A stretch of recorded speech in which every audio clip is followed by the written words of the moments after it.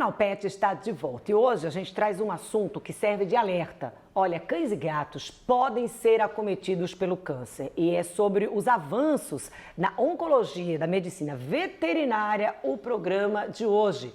E sobre esse assunto, o Canal Pet conversa mais uma vez, bate-papo, com a doutora Marília Almeida, que é médica veterinária, especialista em oncologia pelo Instituto de Qualitas, de Campinas, São Paulo, Top of Mind, agora 2020. Seja muito bem-vinda mais uma vez ao Canal Pet, doutora Marília. Muito obrigada, é um prazer sempre estar com vocês aqui. Agora, doutora Marília, quando a gente fala, em câncer em pet, a gente está falando de um assunto muito delicado. Como é que tem sido a rotina disso no consultório, doutora Marília? Então, quando a gente sempre fala em câncer, muita gente ainda tem um pouco de preconceito, até na pronúncia da palavra.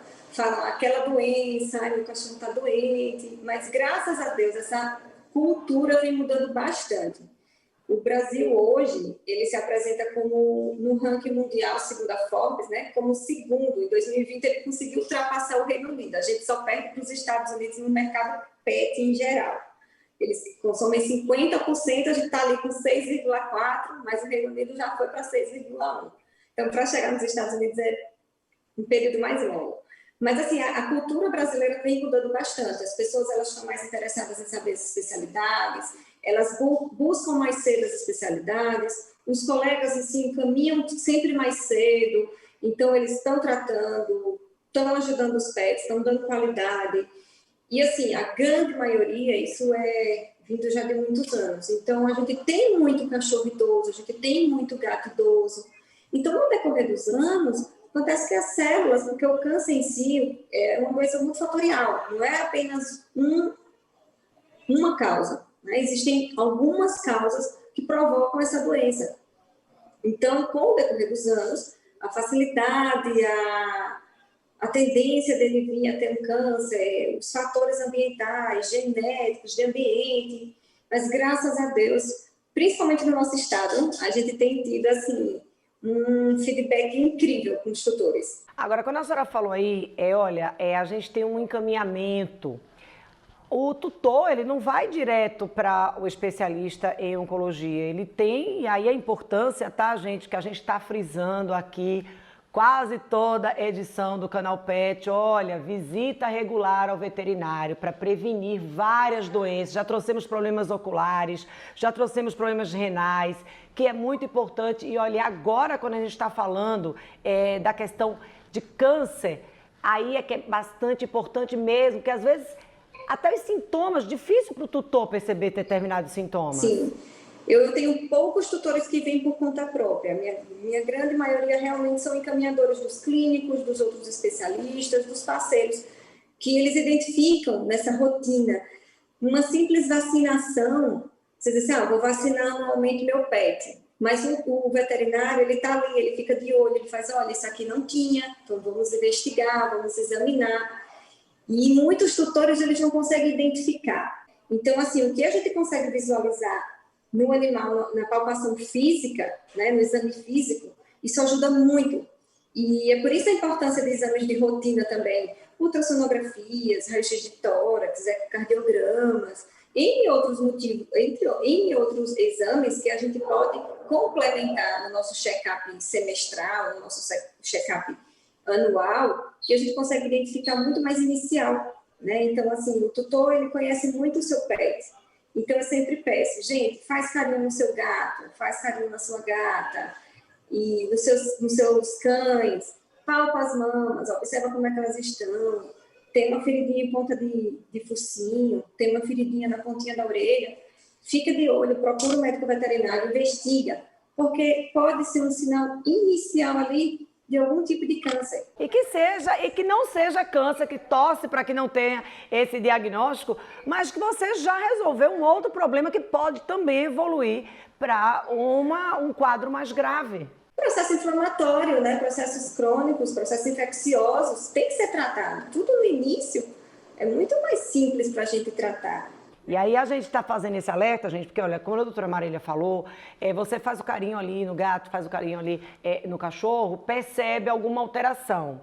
Mas a importância de você visitar tá regularmente ao veterinário, é porque nem sempre você consegue perceber isso, tá? Às vezes apenas o olho do profissional é que consegue detectar que alguma coisa não tá bem.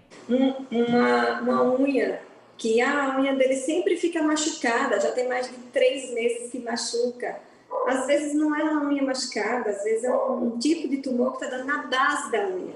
Então não está fixando a unha. Então algo que poderia ser visto há um tempo atrás, 3 meses antes, já bloquearia aí sinais de dor, de desconforto, de sangramento, de infecção, porque fica aberto, né? Ele acaba lambendo também. E a gente tem, doutora, alguma questão de um consultório, se é mais comum câncer em gato, se é mais comum em cães, ou a coisa está equilibrada? A rotina na oncologia veterinária, a gente atende muito tumores mamários e a gente atende muitos tumores de pele.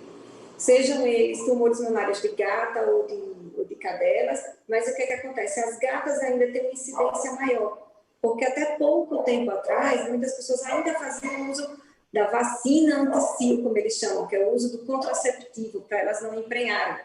E isso é extremamente agressivo para o futuro próximo.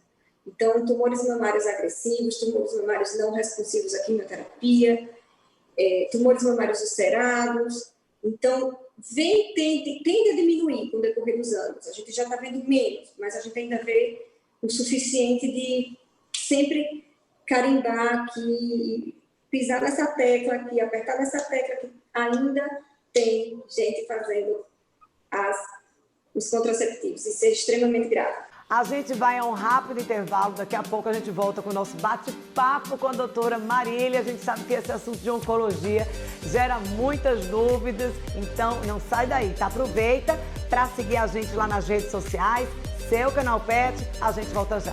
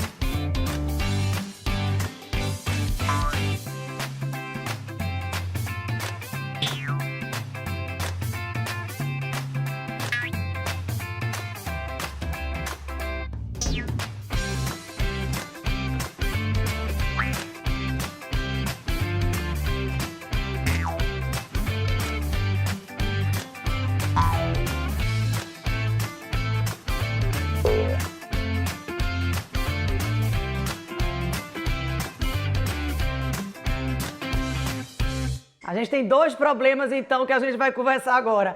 É a questão da castração e a questão da gente morar no local que a gente tem o hábito de estar... Quem tem pet, que quer estar ali o máximo na companhia, às vezes final de semana passa o dia inteiro no sol, às vezes o pet fica do lado de externo. Aquele apartamento pequeno, mas a gata vive na janela tomando sol. Então, isso também conta. Muitas vezes a gente associa muito aos pacientes que vivem em sítio, em casa grande, porque vivem no quintal. Não é isso. Até no apartamento também acontece. Então, assim, vocês falaram uma coisa muito importante, a abordagem da castração. A castração feita antes do primeiro cio ali da gata, a gente reduz drasticamente em mais de 90% a chance dela ter tumor mamário.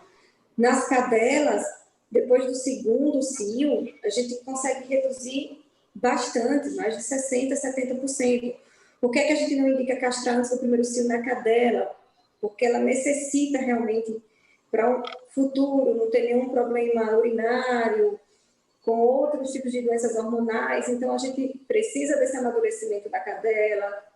Depois do segundo cio, a gente considera melhor. Claro, se a gente tivesse feito antes, reduz aí 90% a 95% de chances, mas a gente tem outros problemas hormonais que a gente também tem que pensar. Então, depois do segundo cio para as cadelas.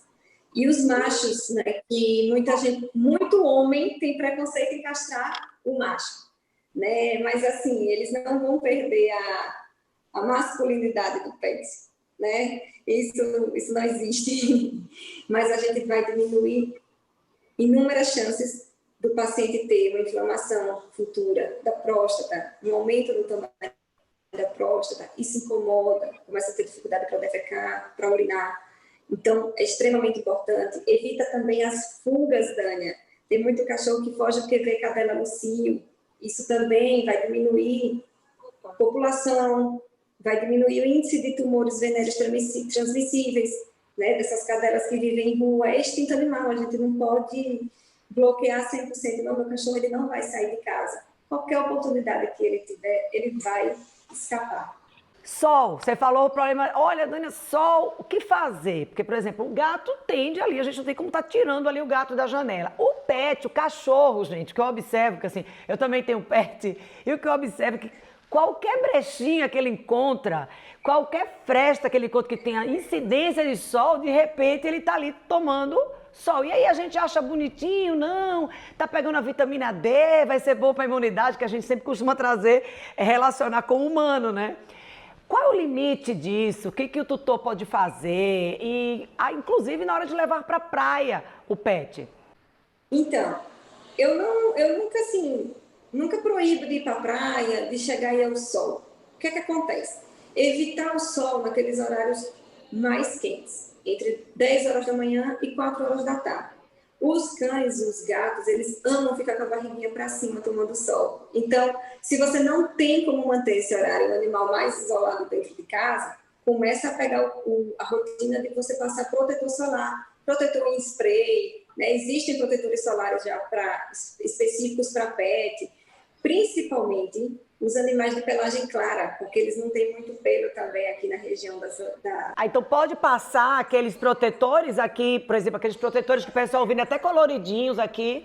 Passa no focinho, passa nas orelhas e passa no abdômen. Os animais de pelagem escura, né, eles contêm muito mais melanina, então eles tendem a ter menos chances de terem tumores vindos das radiações solares. Mas isso não quer dizer que é impossível. Mas eles tendem a diminuir bem, mas a gente tem que tomar muito cuidado. Pitbull, Bull Terrier, esses bulldogs aí, que Dani também é apaixonada, esses bulldogs de focinho todo rosa, é lindo, né? Os gatinhos brancos, amarelos, mas a gente tem que tomar cuidado, porque a incidência ainda é muito alta. Porque proibir, depois de muitos anos que ele vá ao sol, é muito complicado para o tutor. E aí você trouxe uma questão, doutora Marília, que eu acho que não sou a única, tá? Às vezes você tem pets que têm problemas mesmo de pele. Então, por exemplo, você tem um Shih Tzu, você tem... Então, todos esses Bull Terrier, o Bulldog. E aí você vê que eles ficam ali um pouquinho, o pelo cai, fica um pouco mais ferido. A exposição ao sol, neste período, onde ele tá com aquilo ali ainda ferido mesmo, porque fica ferido mesmo, fica mais sensível. Isso aumenta essa possibilidade, doutora? Aumenta a incidência de câncer de pele. Porque geralmente o câncer de pele, como é que ele começa? Ele começa justamente com uma dermatite actínica. Então, os cães, os gatos, vamos supor, os pitbulls, os bull terriers, ele tem isso aqui tudo meio rosáceo, né? Então, ele começa a descamar a pele, é uma dermatite actínica, e ele fica cheio de folículo. Então, aquilo ainda está mais exposto, porque o epitélio ainda está mais exposto ao sol, né? Então, aquele ali não é inicial do câncer, mas pode se tornar. Então, ainda é uma dermatite actínica. Então, dá ainda para controlar com o dermatologista. Mas sempre ali, alinhado, porque a qualquer momento vai para o oncologista. Doutora Marília, a gente vai dar um rápido intervalo, a gente vai para o comercial. Aproveita para seguir a gente nas redes sociais. Acesse lá seu canal Pet e a gente volta já.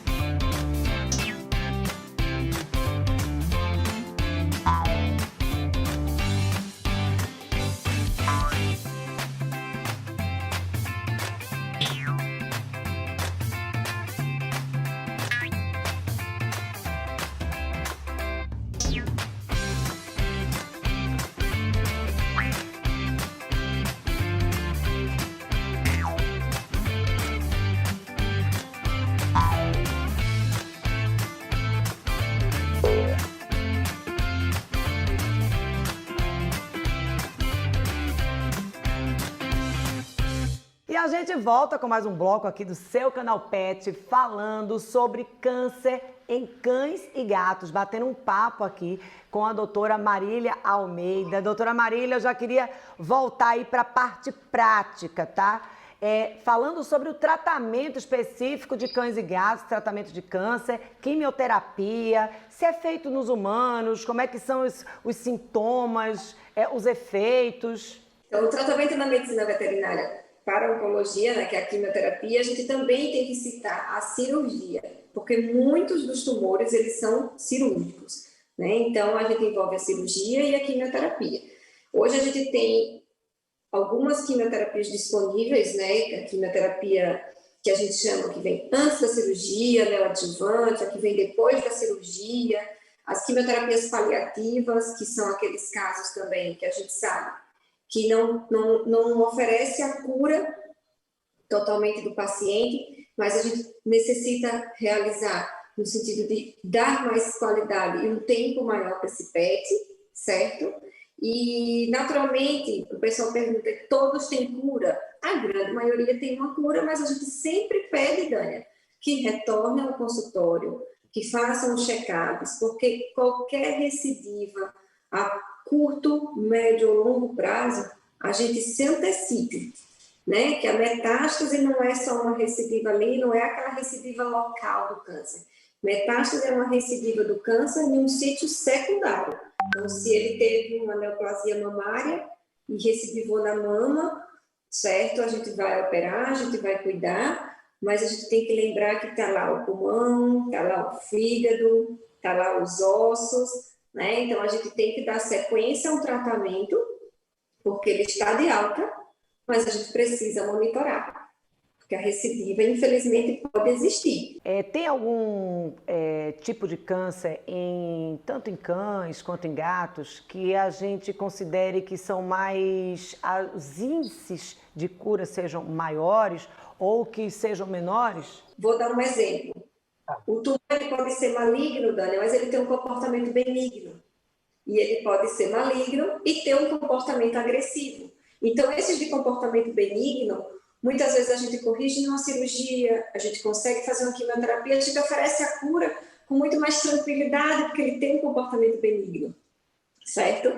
E tem aqueles malignos com comportamento agressivo, que esse, além da quimioterapia, é bom a gente sim manter esses retornos sempre para a gente poder estar atento a qualquer tipo de recidiva. E aí, quando a gente fala de câncer, doutora Marília, ser diagnosticado não é fácil, né? E ainda mais quando coincide do tutor também está passando pelo mesmo problema, e isso acontece. Sim, então assim, a gente pega muitas vezes na consulta, a primeira consulta, muitas vezes o paciente ainda está um pouco na base assim, um susto, então eles não conseguem associar tudo. E aí a gente vai conversando, conversa novamente na segunda consulta, no retorno, quando for, pelo telefone, não tem problema. E a gente escuta muito desabafo, muita história de vida bonita. Então, geralmente as perguntas são assim, doutora, eu sei o que é isso, eu tive isso, entendeu? Doutora, quais são os sintomas que ele vai sentir? Eu tive muito enjoo, eu tive muita queda de cabelo, tive muita impaciência. Então, eu sempre falo, o fator psicológico deles não será afetado, né? O nosso, a gente tem aquele impacto emocional, estou com câncer. Eles não têm esse impacto emocional e isso ajuda muito. Então, que vocês, tutores, não fiquem com esse impacto emocional perante eles, porque vai ajudar muito.